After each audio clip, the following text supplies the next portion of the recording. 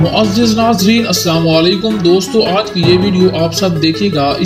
इसमें पीने के पानी से लेकर खाने की हर चीज़ फैक्ट्री में कैसे बनती है ये आपको पता होना चाहिए।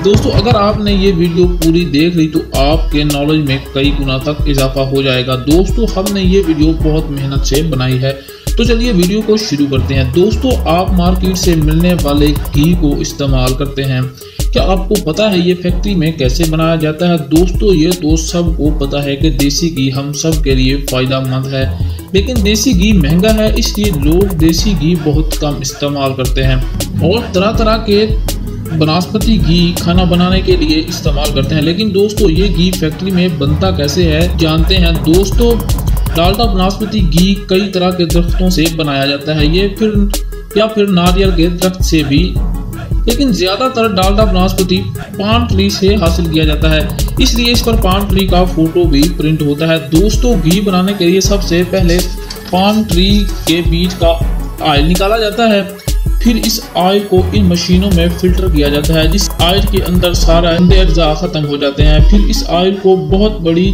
भट्टी में पकाया जाता है, फिर इस ऑयल के अंदर कई तरह के कलर फ्लेवर डाले जाते हैं और इसमें विटामिन ए और डी डाले जाते हैं, इससे घी का जायका बनता है और घी को एक अच्छा रंग मिलता है।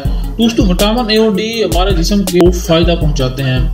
फिर कुछ देर तक ऑयल को पकाने के बाद ये घी पक कर तैयार हो जाता है। फिर इस घी को 25 डिग्री सेल्सियस पर ठंडा किया जाता है। ठंडा करने के बाद इसको पैक करने का काम शुरू कर दिया जाता है।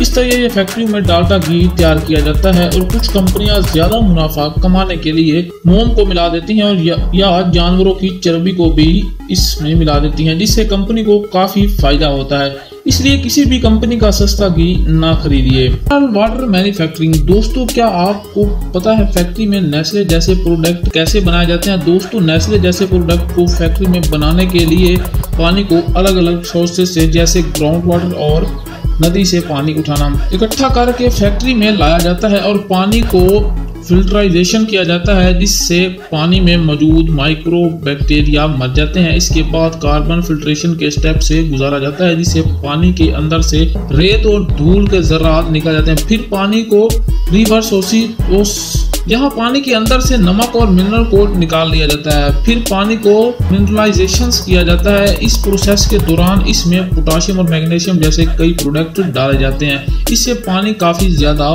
हेल्दी बन जाता है। इसके बाद पानी को छोटी छोटी और बड़ी बड़ी बोतलों में भर कर पैक कर लिया जाता है और फिर नेस्ले जैसे मशहूर ब्रांड को मार्केट में सप्लाई कर दिया जाता है। और दोस्तों आखिर में है कोकोनट ऑयल फैक्ट्री मेकिंग। दोस्तों कुछ लोग कोकोनट ऑयल को खानों में इस्तेमाल करते हैं और ज्यादातर लोग इसे अपने सर के बालों में लगाने के लिए इस्तेमाल करते हैं। दोस्तों ये कोकोनट ऑयल हमारे सर के बालों और जिस्म के लिए काफी मुफीद होता है, लेकिन फैक्ट्री में ये ऑयल कैसे तैयार किया जाता है ये आप जरूर देखिए। दोस्तों सबसे पहले कोकोनट को इस मशीन में डालकर ऊपर वाले भूसे को उतार लिया जाता है, फिर इस कोकोनट को 2 से 3 दिन धूप में सुखाया जाता है। इसके बाद इस कोकोनट को इस मशीन में डालकर इनको क्रश करके इनका ऑयल निकाल लिया जाता है।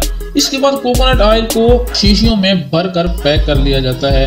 और दोस्तों सबसे ज़रूरी ये वीडियो हमने बहुत ही मेहनत से बनाई है, एक लाइक ज़रूर कर दें। मज़ीद ऐसी इंटरेस्टिंग वीडियोस देखने के लिए हमारे चैनल को सब्सक्राइब कर लें ताकि आने वाली हर वीडियो आप तक आसानी से पहुंच सके।